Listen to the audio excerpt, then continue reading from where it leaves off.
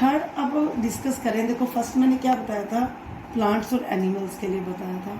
Second मैंने किसके लिए बताया था, सोइल के लिए बताया था। अब किसके लिए बता रही हूँ, in our digestive system, in our digestive system.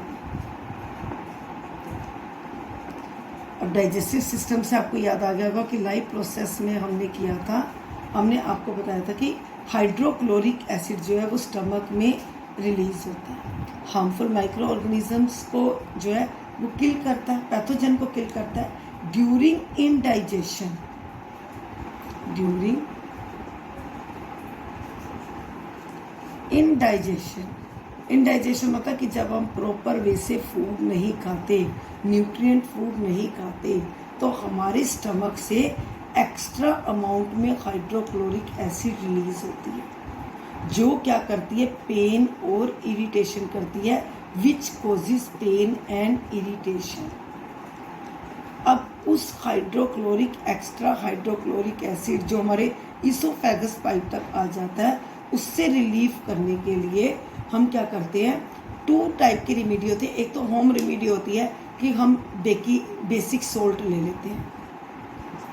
ये बेसिक सोल्ट कौन सा होता है, NaHCO3 होता है, ठीक है। एक तो ये था, जब अगर पेन ज़्यादा हो तो हम डॉक्टर के पास भी जाते हैं और डॉक्टर भी हमें एक मेडिसिन प्रिस्क्राइब करते हैं, वो होती है मैग्नीशियम हाइड्रोक्साइड, जिसको मैंने वीक बेस कहा था, जो मैग्नीशियम हाइड्रोक्साइड जिसका नेम क्या है, मिल्क ऑफ मैग्नीशिया। क्या नेम है, मिल्क ऑफ मैग्नीशिया, मैग्नीशियम। ये तो था डाइजेस्टिव सिस्टम में। फोर्थ अब हमारा आता है, it causes tooth decay, it causes tooth decay. मैं हर एक टॉपिक लूंगी लेकिन सीक्वेंस वाइज अपने अकॉर्डिंग ले रही हूँ ताकि आपको चैप्टर का समझ आए। 9th क्लास में भी पता है, हर एक टॉपिक कराऊंगी लेकिन एक अपने अकॉर्डिंग से। अब टूथ डिके का कैसे होता है, टूथ डिके स्टार्ट होता है कि जब pH की वैल्यू लोअर देन क्या हो जाए, 5.5।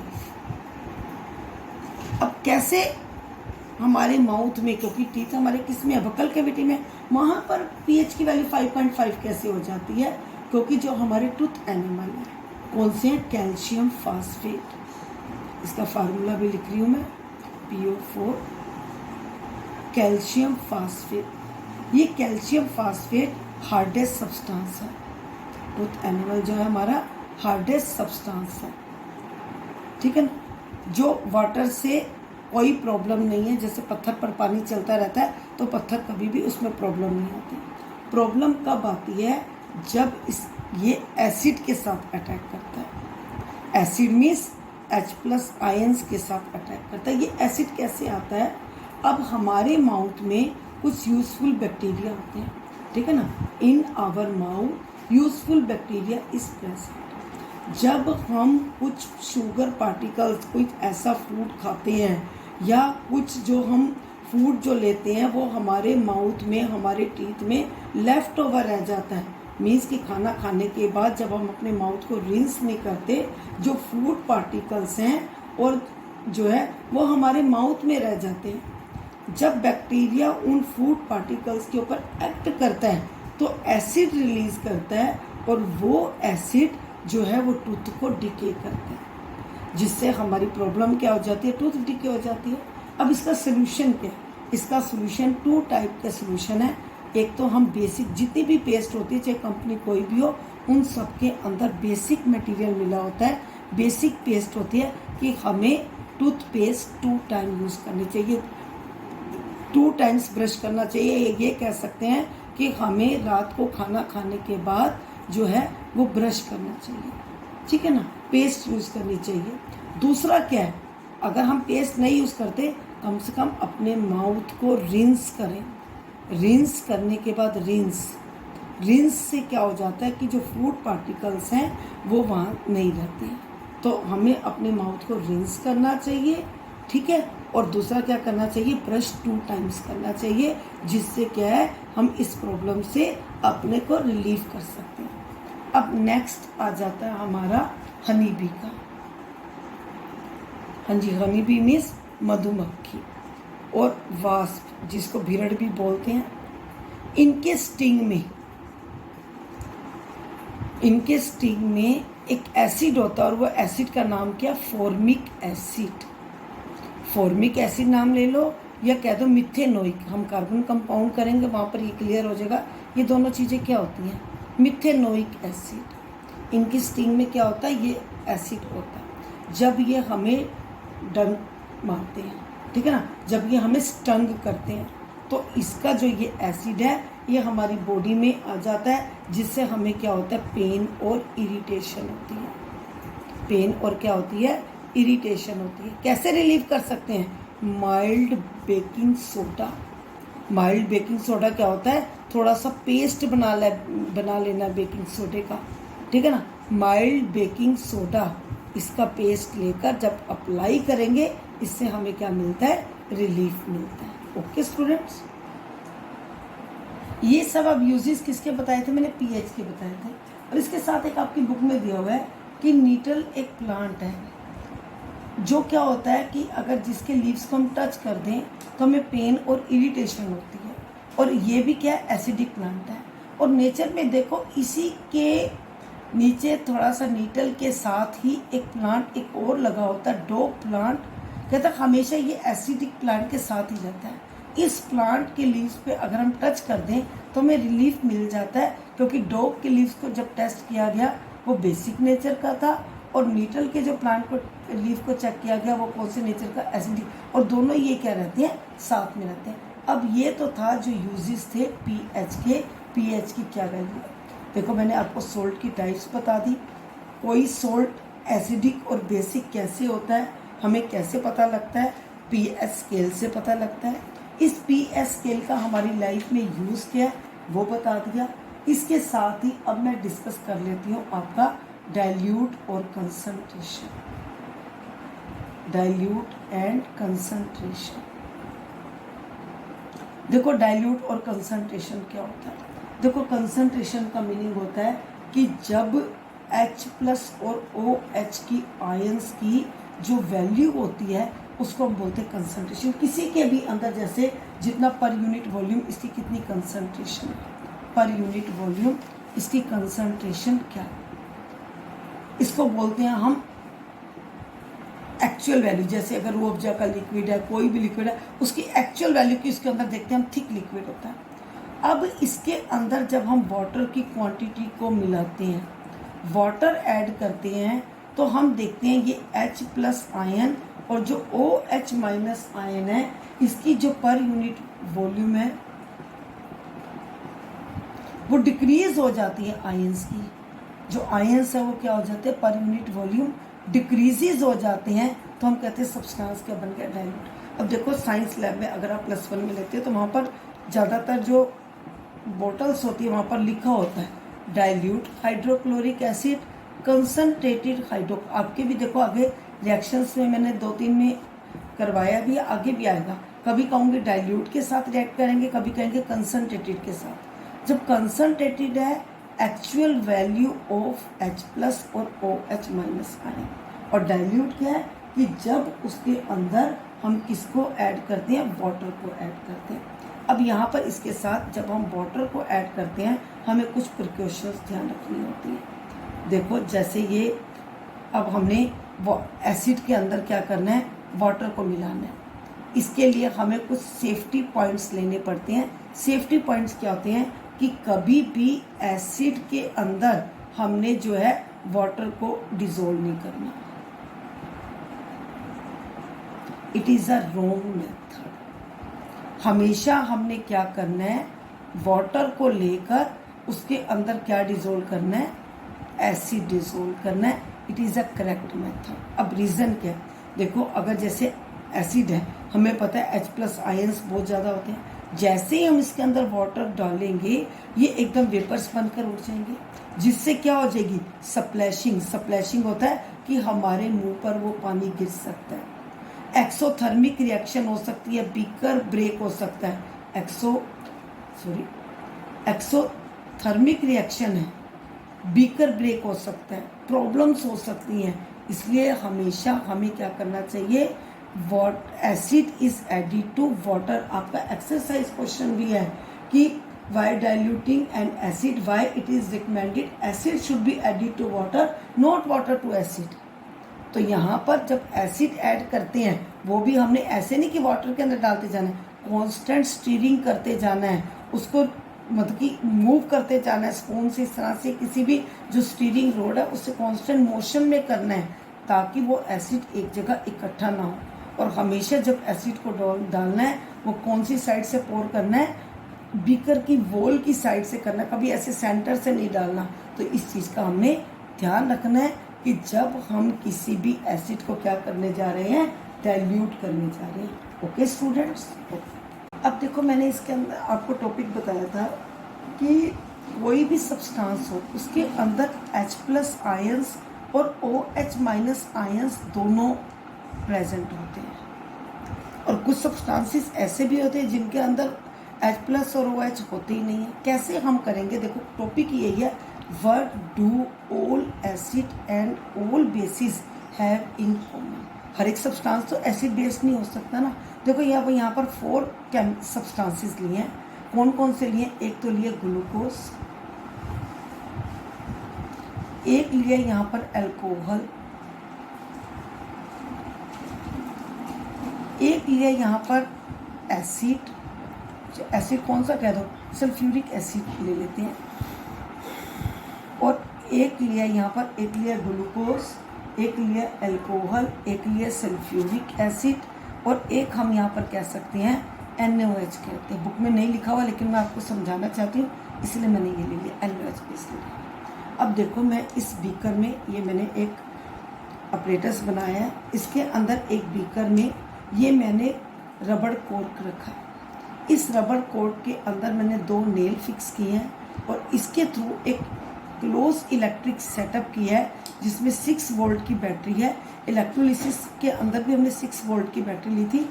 ये बल्ब है और ये क्लोज की है कि जो ये शो करा कि करंट फ्लो कर रहा है। इसके अंदर मैंने डाला है हाइड्रोक्लोरिक एसिड। क्यों डाला है? ये आयोनाइज का काम करता है, मीन्स की रिएक्शन को फास्ट करता है, इलेक्ट्रोलाइट का काम करता है। यहाँ पर मैं लिख रही हूँ ये किसका काम करता है? इलेक्ट्रोलाइट का काम करता है। इलेक्ट्रोलाइट होकर जो किसी भी सब्सटेंस के आयंस को डिसोसिएटिव में हेल्प करता है। अब मैंने क्या किया, 1 बाय 1 मैंने इन केमिकल्स को डाला। जैसे मैंने पहले सल्फ्यूरिक एसिड डाला, मैंने देखा कि बल्ब ग्लो कर रहा है, ठीक है ना। मैंने स्पेशली यहाँ पर देखो बल्ब का बना रखा है, बल्ब क्या कर रहा है? ग्लो कर रहा है। मैंने NaOH डाला, जो बल्ब ग्लो तो कर रहा है लेकिन वेरी डिम, ठीक है ना। बुक में एसिटिक एसिड भी ले सकते हो, कार्बन। मैंने बेस का सिर्फ समझाने के लिए कि जो बल्ब ग्लो कर रहा है वो बहुत डिम कर रहा है। ये जैसे बल्ब अगर ब्राइटली ग्लो कर रहा है तो वो जो डिम कर रहा है, डिम ग्लो कर रहा है। लेकिन जब हमने ग्लूकोज डाला और जब मैंने अल्कोहल डाला तो जो बल्ब है इट डू नॉट ग्लो ही नहीं करता, इट डू नॉट या इट डोंट ग्लो। अब इसका रीज़न क्या है? देखो सबसे पहले सल्फ्यूरिक एसिड इसलिए ग्लो करता है क्योंकि इसके अंदर H+ आयंस जो है वो ज़्यादा होते हैं। NaOH के अंदर भी मैंने कहा था कि कोई सब्सटेंस ऐसा नहीं होता जैसे एसिड और बेस की, जहाँ मैं बात कर रही हूँ कि जिसके अंदर सिर्फ H+ आयन हो और OH ना हो या OH हो H नहीं। इसके अंदर OH आयंस ज़्यादा है लेकिन H+ आयंस की जो क्वांटिटी है वो इतनी लेस है जिसकी वजह से जो बल्ब है वो डिम ग्लो कर रहा है। लेकिन ग्लूकोज और अल्कोहल में इसमें तो बल्ब ग्लो ही नहीं कर रहा। ग्लूकोज का फार्मूला C6H12O6 और अल्कोहल का फार्मूला C2H5OH। कहने को तो इन दोनों के अंदर H है, जरूरी नहीं है कि कोई भी सब्सटेंस जिसके अंदर H हो वो H+ आयंस उसके अंदर हो। ये एक्टिविटी के थ्रू दिखा रही हूँ कि इसके अंदर भी बल्ब ग्लो कर रहा है, ब्राइटली कर रहा है, इसके अंदर डिम ग्लो कर रहा है और इन दोनों के अंदर तो कर ही नहीं रहा, जबकि H सबके अंदर है। तो यहाँ पर मेरा जो कहने का मीनिंग है वो ये कि एसिड और बेस के जो सब्सटेंस होते हैं जिनको हम इंडिकेटर के थ्रू चेक करते हैं उनके अंदर H+ और OH आयंस दोनों प्रेजेंट होते हैं। किसी में H+ आयन ज़्यादा है तो वो एसिडिक हो गया, जिसके अंदर OH- आयन है वो बेसिक हो गया, और जिसके अंदर दोनों ही आयन नहीं है, जैसे ग्लूकोज और वो बल्ब ही नहीं ग्लो कर रहा।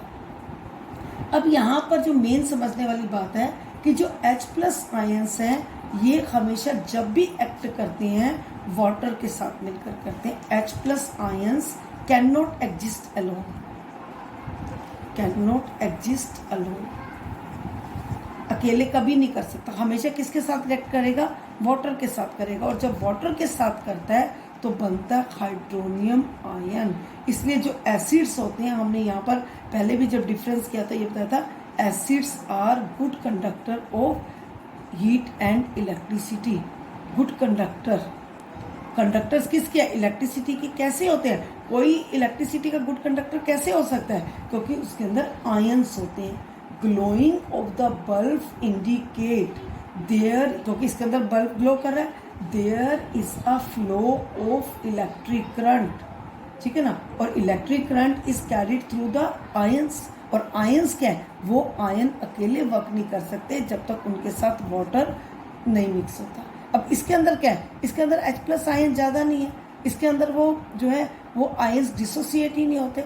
जैसे NaOH है, जब उसको हम वाटर में मिलाते हैं तो वो क्या हो जाता है, Na अलग सोल्यूशन बना लेता है, OH अलग बना लेता है, तो वो डिसोसिएट ही नहीं होती है।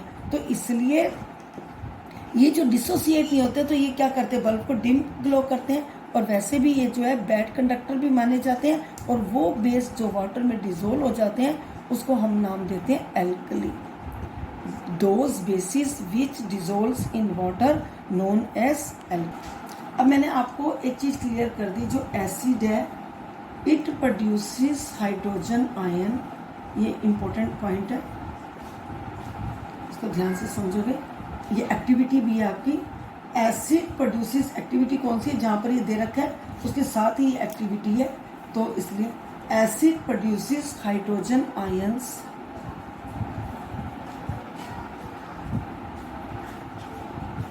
In the presence of water. ये ध्यान रखोगे, in the presence of water. तभी भी आप कहीं भी देखोगे H+ आयंस अकेले नहीं होते, वहाँ पर क्या लिखा होता है, हाइड्रोनियम आयन लिखा होता है, हाइड्रोनियम आयन। हाइड्रोनियम आयन का क्या होता है फार्मूला, H3O+, जब वाटर डिसॉल्व हो जाता है। अब हम एक एक्टिविटी के थ्रू करके देखते हैं, क्या सचमुच वाटर की एब्सेंस में कुछ रिजल्ट नहीं दिखाते। जैसे HCl गैस है, ठीक है ना, HCl गैस है, हमें पता है कि अगर वाटर में डिसॉल्व है H+ है और Cl- आयन है। और ये लिटमस पेपर के थ्रू हम इसको चेक भी कर सकते हैं, ठीक है ना। हम एसिड का हमने टेस्ट किया था ना, कि हमने क्या किया था, एसिड का कि ब्लू लिटमस को रेड कर देते हैं। अभी इसी HCl गैस में अगर हम बेंजीन मिला दें, आप तो देखोगे बुक में लिखा हुआ है बेंजीन से पास कर दें, या इसको हम अल्कोहल से पास कर दें, तो ये क्या करती है कि इस गैस का जो वाटर है वो सारा एब्जॉर्ब कर लेती है, सारा वाटर क्या कर लेती है, एब्जॉर्ब कर लेती है।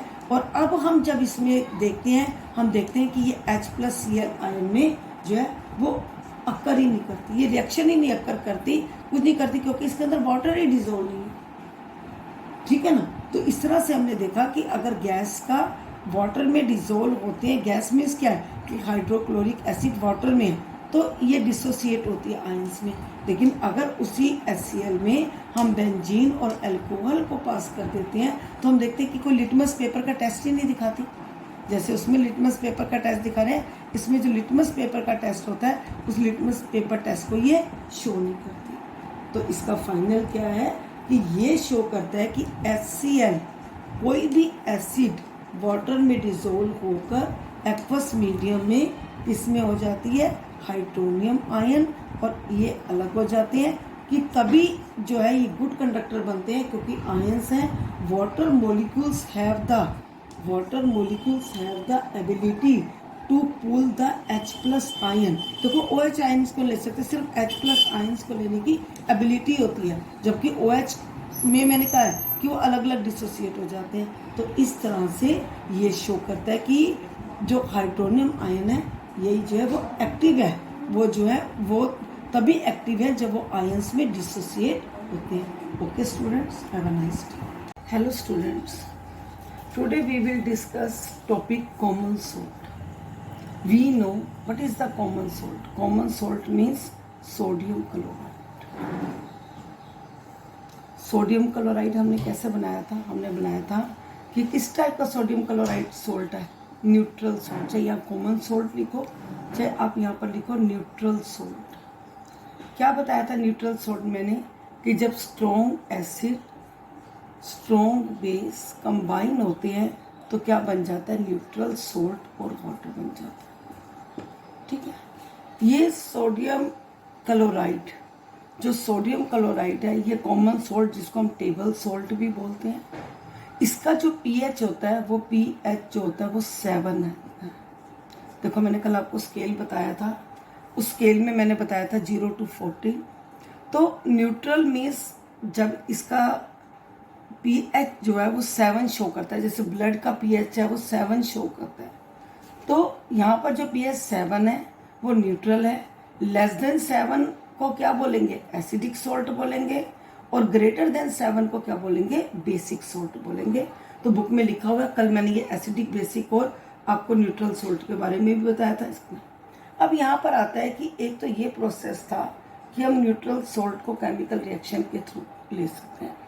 दूसरा हमें पता है कि sea water is also, we know sea water is a mixture of many salt. पता ना कि sea water is a mixture of many salt. अब उस सोल्ट में एक सोल्ट, कौन सा सोल्ट होता है? सोडियम क्लोराइड भी होता है, नेचर में भी होता है, हमें पता है। ये जो सोडियम क्लोराइड है ये क्रिस्टल की फॉर्म में होता है, दूसरे सोल्ट के साथ मिक्स होता है, जिसको हम प्रोसेस के थ्रू जो है वो सेपरेट कर लेते हैं। कौन से प्रोसेस के थ्रू? जैसे एक कोल माइन से कोल को सेपरेट किया जाता है, ठीक है ना, इसी तरह से इसको भी क्या किया जाता है? उसी प्रोसेस से जो है सेपरेट किया जाता है। जब ये सोल्ट दूसरे सोल्ट के साथ या इम्प्योरिटीज के साथ मिक्स होता है, ठीक है ना, इम्प्योरिटीज के साथ मिक्स होता है, तो इसको हम नाम बोलते हैं रॉक सोल्ट। क्या नाम बोलते हैं? Rock salt. कौन से कलर का होता है वो? Brown colour. ब्राउन कलर क्यों होता है? ड्यू टू इम्प्योरिटीज, इसलिए इसको बोलते हैं रॉक सोल्ट। उस रॉक सोल्ट में से हम सोडियम क्लोराइड को निकालते हैं, जिस तरह से कोल माइन से जो है कोल को निकाला जाता है, बाइगोन गैसेस से गैस को निकाला जाता है, सेम इसी तरह से ये प्रोसेस है। और ये जो प्रोसेस जो सोल्ट में बनाने का है, ये कौन से हुआ था? महात्मा गांधी का दांडी मार्च। आपने पढ़ा होगा एसएस में, जो एक मूवमेंट था जिसमें गांधी जी ने खुद नमक बनाया था। अब इस सोडियम क्लोराइड के क्या यूजेस है? इस सोडियम क्लोराइड के, एक सोडियम क्लोराइड देखो एक इंग्रेडिएंट है, और इससे हम बहुत सारी डेली लाइफ की जो है एक इंग्रेडिएंट है, और इससे हम अपनी लाइफ की मोस्ट इम्पोर्टेंट मटेरियल्स को बना सकते हैं। मोस्ट मटेरियल कौन से हैं? आप ये देखो, bleaching powder, hydrogen gas, baking soda, baking salt, baking powder sorry, washing soda, इतने सारे मटेरियल हम सिर्फ किससे बना सकते हैं? सोडियम क्लोराइड से। कैसे बनाएंगे उसको हम वन बाय वन डिस्कस करेंगे। प्रोडक्ट एक सिर्फ सोडियम क्लोराइड, एक इंग्रेडिएंट और यूजफुल मटेरियल, इतने सारे। इन मटेरियल्स को वन बाय वन डिस्कस करने से पहले एक बारी मैंने जो कल आपको एक्टिविटी बताई थी, जिसमें मैंने बताया था HCl अगर में से हम बेंजीन को पास कर देते हैं, वो ड्राई होती है और वो कोई प्रोसेस नहीं दिखा पाती लिटमस पेपर पर। ये HCl बनाने का एक प्रोसेस और भी दिया हुआ था उसके अंदर, कि अगर हम NaCl को लें और उसके अंदर सल्फ्यूरिक एसिड को डालें तो हमारा जो बन जाता है, एक तो HCl बन जाता है और एक हमारा बन जाता है NaSO4, Na2SO4, सोडियम सल्फेट। ठीक है ना, इसको बैलेंस के लिए हम ऐसे कर सकते हैं Na2SO4। तो ये हाइड्रोक्लोरिक एसिड को फिर दिखाया था कि लिटमस पेपर के टेस्ट के लिए ये भी एक रिएक्शन है, इसको भी साथ साथ उसमें लिख लेना। ठीक है, अब मैं आ जाती हूँ वापस इस मटेरियल पर कि जिसमें मैं सोडियम क्लोराइड से बता रही हूँ कि हमारे डेली लाइफ के कितने इंपॉर्टेंट मटेरियल जो है वो सोडियम क्लोराइड से बनते हैं। सबसे पहले अगर सोडियम क्लोराइड को हम वाटर में मिक्स करते हैं, हमने 9th क्लास में भी बताया था मैंने कि अगर 36 ग्राम सोल्ट है और अगर मैं 100 ग्राम वाटर के अंदर इसको मिक्स कर देती हूँ तो ये एक एक्वा सोल्यूशन बन जाता है, और इस एक एक्वा सोल्यूशन को हम नाम बोलते हैं ब्राइन सोल्यूशन। क्या नाम बोलते हैं? Brine solution. क्या करते हैं, बुक में नंबर नहीं दिया हुआ लेकिन मैंने आपको 9th क्लास में डिस्कस किया था, 36 ग्राम सोल्ट और 100 gram water when mix then it becomes a accurate brine solution. अब इस ब्राइन सोल्यूशन में जब हम इलेक्ट्रिसिटी पास करते हैं, इस ब्राइन सोल्यूशन में जब हम इलेक्ट्रिसिटी पास करते हैं तो हमारे पास प्रोडक्ट आ जाता है कौन सा? अब हमारा ये NaCl है, इसमें हमने क्या करना है, इलेक्ट्रिसिटी, एक्वस तो है ही, वाटर तो ऑलरेडी है ही, और वाटर की प्रेजेंस में ही शो करेगा ये। तो इसमें जो प्रोडक्ट बन जाता है वो कौन सा बन जाता है? NaOH plus Cl2 plus H2। H2 भी गैस है, Cl2 भी गैस है, NaOH एक्वस में।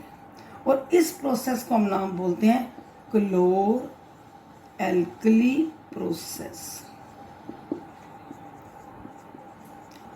बहुत इंपॉर्टेंट टॉपिक है ये, very important. Chlor means chlorine, alkali continuously 3-4 year से ये क्वेश्चन आ रहा है।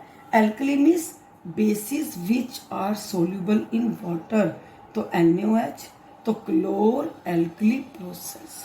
अगर हम इसमें बात करें क्लोरीन गैस की, क्लोरीन गैस किस में होती है? एनोड पर होती है, ठीक है ना। क्लोरीन गैस किस पर होती है? एनोड पर होती है। हाइड्रोजन किस पर होती है? कैथोड पर होती है, ठीक है ना। और अगर हम इसमें ये दोनों होती हैं, ये वैसे भी एक्वस सोल्यूशन होता है। अब इनके यूजेस क्या है? देखो, अगर हम NaOH के यूजेस की बात करें, हम यहाँ पर मैं तीनों के लिखकर उसके यूजेस बोलती जा रही हूँ, आप नोट करते जाओगे। अगर मैं यहाँ पर बात करती हूँ NaOH की, ठीक है ना। NaOH जो है हमारा सोप बनाने के लिए काम आता है, ठीक है ना। सोप एंड डिटर्जेंट बनाने के काम आता है, पेपर बनाने के काम आता है, आर्टिफिशियल फाइबर के काम आता है, डी ग्रीसिंग मेटल एक यूज़ किया जाता है इसको, ठीक है। और अगर हम बात करें क्लोरीन की, ठीक है ना, अगर हम बात किसकी करते हैं? क्लोरीन की करते हैं। ये वाटर ट्रीटमेंट में काम आता है, स्विमिंग पूल में इसको यूज़ किया जाता है, PVC बनाने के लिए किया जाता है, हार्मफुल जर्म्स को मारने के लिए किया जाता है, क्लोरोफ्लोरोकार्बन को बनाने के लिए किया जाता है। तो ये क्लोरीन के, और हाइड्रोजन के एक फ्यूल है, ठीक है ना, रॉकेट फ्यूल है। और ये अमोनिया बनाने के लिए, फर्टिलाइज़र में अमोनिया बनाने के लिए होता है। एक आर्टिफिशियल बटर होता है मैरीग्रीन, उसको भी बनाने के लिए ये काम आता है। तो इस तरह से आप देखो, ये तीनों प्रोडक्ट तीनों ही यूजफुल, और किससे बनता है? सिर्फ सोडियम क्लोराइड से, कि अगर हम सोडियम क्लोराइड में इलेक्ट्रिसिटी पास करें तो ये हमारा प्रोडक्ट बन जाता है। तो ये तो था क्लोर एल्कली। अब मैं आपको पॉइंट क्या डिस्कस कर रही हूँ कि सोडियम क्लोराइड से, न्यूट्रल सोल्ट से कौन कौन से प्रोडक्ट बनते हैं। ओके, तो आपको बता रही थी कि सोडियम क्लोराइड से कौन कौन से प्रोडक्ट हैं। तो सबसे पहले हमने देखा कि सिर्फ इलेक्ट्रिसिटी पास करने से तो किस तरह से NaOH बन गया, क्लोरीन गैस बन गई, हाइड्रोजन गैस, और तीनों के यूजेस डिस्कस किए। अब ब्लीचिंग पाउडर कैसे बनता है? किसकी हेल्प से? सोडियम क्लोराइड से। देखो, हमने सोडियम क्लोराइड में क्लोर एल्की प्रोसेस में क्लोरीन बनाई थी। अगर लाइम वाटर में, इसमें लाइम वाटर में अगर हम क्लोरीन गैस पास कर दें, लाइम वाटर में अगर हम क्या पास कर दें? क्लोरीन गैस पास कर दें, तो एक प्रोडक्ट बन जाता है calcium oxy chloride, CaOCl2, calcium oxy chloride, इसको लिख रही हूँ कैल्शियम ऑक्सी क्लोराइड। और दूसरा नाम इसका क्या है? Bleaching powder. अब इसके यूजेस, हमेशा ज़्यादातर ये जो क्वेश्चन है ये किससे आता है? यूजेस से आता है। यूजेस से क्या आता है कि जैसे स्विमिंग पूल में इसको यूज़ किया जाता है फ्री ऑफ जर्म्स करने के लिए, केमिकल इंडस्ट्री में इसको यूज़ किया जाता है, क्लॉथ बनाने के लिए एज अ ब्लीचिंग पाउडर ये यूज़ होता है, तो इस तरह से इसके यूजेस, और ज़्यादातर ये जो क्वेश्चन आता है यूजेस से आता है। जैसे नेम अ सब्सटेंस, इसका क्वेश्चन कैसे आता है, यूजेस से आता है। देखो आप बुक में देखो, जैसे यूजेस है तो ऐसे आएगा, name a substance which is use for disinfecting drinking water. तो आप लिखोगे कौन सा सब्सटेंस है, calcium oxychloride. How it is prepared, फिर रिएक्शन लिख दोगे। या name a substance which is use as oxidizing agent in many chemical industry. ये ज़्यादातर जो क्वेश्चन है ये वाले, ये किस में से आते हैं, उसके यूजेस में से आते हैं। और हमेशा इसमें से 5 से 6 मार्क्स के जो क्वेश्चन हैं वो रहते ही रहते हैं। ओके, तो फर्स्ट हो गया हमारा ब्लीचिंग पाउडर। अब सेकंड जो यूज आ गया हमारा, फर्स्ट मैंने बता दिया, सेकंड बता दिया, थर्ड मैंने बता दिया, अब बताऊंगी। अब थर्ड जो यूज कर रहे हैं, पहला फर्स्ट आपको बता दिया कि किस तरह से क्लोरीन हाइड्रोजन गैस बनाने के काम आता है। दूसरा मैंने बता दिया ब्लीचिंग पाउडर बनाने के काम आता है। तीसरा, अब इससे क्या बनता है हमारा, बेकिंग सोडा। हाँ जी, baking soda NaHCO3। Baking soda कैसे बनाते हैं बेकिंग सोडा, पहले तो बेकिंग सोडा के अगर हम यूज़ देखें घर में, सबको पता है बेकिंग सोडा का क्या होता है। मैंने पहले तो उसको हनी बी के लिए भी बताया था आपको कि अगर उसका स्टंट कट हो जाए तो किस तरह से करना है। दूसरा, इसको किचन में यूज़ किया जाता है पकौड़ास को क्रिस्पी बनाने के लिए, फास्टर कुकिंग के लिए किया जाता है। तो अब ये बनता कैसे है, सोडियम क्लोराइड, तो NaCl में जब वाटर डिजोल्व करेंगे, कार्बन डाइऑक्साइड प्लस अमोनिया, इसका जो अलग से आता है मैं उसको लिख देती हूँ अमोनिया। जब इन सारों को हम इकट्ठे क्या करते हैं, हीट करते हैं, जब इन सबको रॉ मटेरियल्स को लेकर इनको अगर हीट किया जाता है तो एक प्रोडक्ट बनता है। एक तो बनता अमोनियम क्लोराइड, वो हमने सोल्ट तब किया भी था कि ये कौन सा था, एसिडिक सोल्ट था, ठीक है ना, अमोनियम क्लोराइड। और ये क्या था, NaHCO3। ये कौन सा सोल्ट है, ये बेसिक सोल्ट है। तो ये हमारा यहाँ से बन जाता है सोडियम हाइड्रोजन कार्बोनेट, जिसको हम क्या बोलते हैं, बेकिंग सोडा। इस बेकिंग सोडा को अगर हम हीट करते हैं, NaHCO3, इस बेकिंग सोडा को अगर हीट किया जाता है तो प्रोडक्ट, बेकिंग सोडा को हीट करना, पहले तो हमने बना लिया इन सारे रॉ मटेरियल को लेकर, ये वाला, ये एसिडिक सोल्ट है। कैसे पता लगा एसिडिक सोल्ट है, हमें पता, हमने किया था NH4OH और HCl, ठीक है ना। तो ये हमारा एसिडिक सोल्ट है, ये कौन सा हमारा बेसिक सोल्ट है। इस NaHCO3 को अगर हम हीट करते हैं तो हमारे पास आता है Na2CO3 plus H2O plus CO2, ठीक है। अब ये NaHCO3 से जो हमने ये प्रोडक्ट किया, इस प्रोडक्ट के अंदर अगर हम 10 मॉलिक्यूल्स वाटर के ऐड कर दें, 10 मॉलिक्यूल्स वाटर के ऐड कर दें, तो ये हमारा बन जाता है वॉशिंग सोडा।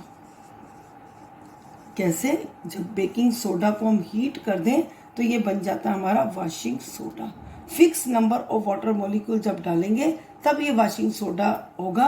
अभी मैं वाटर ऑफ क्रिस्टलाइजेशन आगे टॉपिक लूंगी। तो ये 10 मॉलिक्यूल्स वाटर के, उसके अंदर अगर एयर की एब्सेंस, एयर की प्रेजेंस में इसको हीट करते हैं, ये बुक में रिएक्शन नहीं है लेकिन एक बार ये बोर्ड में आई हुई है तभी करके इसको मैं कर रही हूँ। अगर हम एयर की प्रेजेंस में इसको हीट करते हैं तो हमारा ये प्रोडक्ट बन जाता है।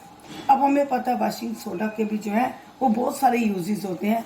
वॉशिंग सोडा हमारे किसके काम आता है, बोरेक्स बनाने के काम आता है, पेपर इंडस्ट्री में काम आता है, ठीक है ना, क्लीजिंग एजेंट है, परमानेंट हार्डनेस वाटर की रिमूव करने के काम आता है। तो ये सारे जो यूजेस थे ये किसके थे, वॉशिंग सोडा के।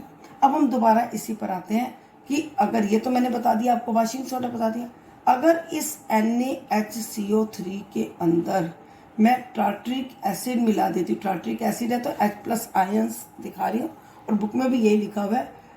टार्ट्रिक एसिड जब मिला देती हूँ तो ये सब्सटेंस बन जाता है CO2 plus H2O plus sodium salt of acid. अब ये हमारा किसका फार्मूला बन गया, ये फार्मूला हमारा बन गया बेकिंग पाउडर का। अब एक था बेकिंग सोडा, आपको पता आप घरों में यूज़ करते हैं। किसके लिए बेकिंग पाउडर को यूज़ किया जाता है? केक बनाने के लिए करता है। ये केक को क्या बना देता है? Soft and spongy. अगर हम देखो कि ये डालते हैं, बेकिंग सोडा डालते हैं, तो केक हमारा क्या रह जाता है? कड़वा रह जाता है, हार्ड हो जाता है। तो इससे कैसे हमारा सॉफ्ट बन जाता है? एक तो देखो कार्बन डाइऑक्साइड जो इसके अंदर होती है वो केक को क्या बना देती है? सॉफ्ट और स्पंजी बना देते हैं। और दूसरा जो ये टार्ट्रिक एसिड है, ये क्या करता है? केक की अंदर जो ये जैसे सोडियम कार्बोनेट बना, इसकी बिटरनेस को रिमूव करता है। Tartaric acid remove the bitterness of a cake. तो ये स्पेशली याद रखना कि टार्ट्रिक एसिड का रोल क्या है, कार्बन डाइऑक्साइड का क्या रोल है, और इसको साथ ही हम सोडा एसिड एक्सटिंग्विशर बनाने के लिए भी यूज़ करता है। क्योंकि फायर को बुझाने के लिए जो केमिकल यूज़ किया जाता है वो कौन सा किया जाता है? वो हमारा बेकिंग सोडा। जब उसको हम H2SO4 के अंदर डाल देते हैं तो हमारी फ्रेश कार्बन डाइऑक्साइड तैयार होती है, उसमें ये यूज़ किया जाता है। ओके, अब वाटर ऑफ क्रिस्टलाइजेशन क्या? अभी मैंने कहा था ना पीछे मैं आपको ये टॉपिक लूंगी। Water of crystallization is the fix number of water molecules. Fix number of water molecules किसके अंदर है? Fix number of water molecules present in one formula unit of a salt. Present in, book में लिखा हुआ है फिर भी मैं यहाँ पर बता रही हूँ ताकि आपको अच्छी तरह से समझ आ जाए। One formula unit of salt. Example लेते हैं जैसे कॉपर सल्फेट। अब ये कॉपर सल्फेट के अंदर 5 मॉलिक्यूल्स वाटर के जब ऐड होते हैं तो इसका कलर होता है ब्लू। हमने देखा था साइंस लैब में, ये ब्लू कलर के क्रिस्टल्स हैं। हम इसको बोलते हैं hydrated copper sulphate. Hydrated copper sulphate, इसका कलर ब्लू हो गया क्योंकि इसके अंदर 5 मॉलिक्यूल्स वाटर के प्रेजेंट है। अब मैं अगर इसको हीट करूं तो इसके वाटर मॉलिक्यूल्स इवेपोरेट हो जाएंगे। यहाँ पर क्या बच जाएगा? कॉपर सल्फेट, और हम देखेंगे उसका कलर क्या आ जाएगा? वाइट। उसको हम नाम देते हैं डिहाइड्रेटेड। एक तो डिहाइड्रेटेड देते हैं या एनहाइड्रस भी दे देते हैं। एनहाइड्रस ये नाम है कि वाटर के मॉलिक्यूल्स के बिना एनहाइड्रस डिहाइड्रेटेड कॉपर सल्फेट, इसका कलर क्या हो जाएगा? वाइट। इसी तरह से हमने फर्स्ट चैप्टर में किया था ferrous sulphate 7 molecules of water, green colour का था, फिक्स वाटर मॉलिक्यूल्स के साथ ही होता है। इसका भी ऐसे ग्रीन कलर है। जब हम इसको हीट करेंगे, इसका एक नाम और क्या दे सकते हैं? Hydrated ferrous sulphate. जब वाटर के मॉलिक्यूल्स प्रेजेंट होते हैं हम बोलते हैं हाइड्रेटेड। हीट करने पर इसका जो सिर्फ क्या रह जाएंगे? FeSO4 रह जाएगा। हम इसको नाम क्या देंगे? एनहाइड्रस।